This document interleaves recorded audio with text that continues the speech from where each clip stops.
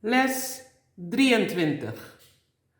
Hetzelfde woord, maar de verschillende intonaties geeft verschillende betekenissen.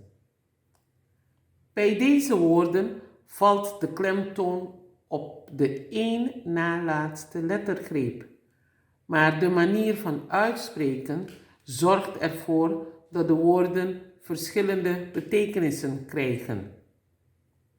Nog meer voorbeelden.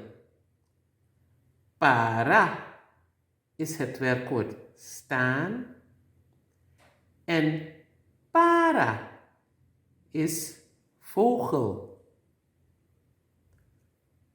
Party is het werkwoord delen of uitdelen en party is deel van.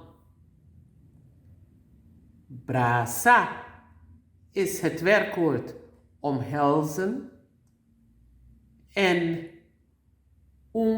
brasa is een arm of een knuffel.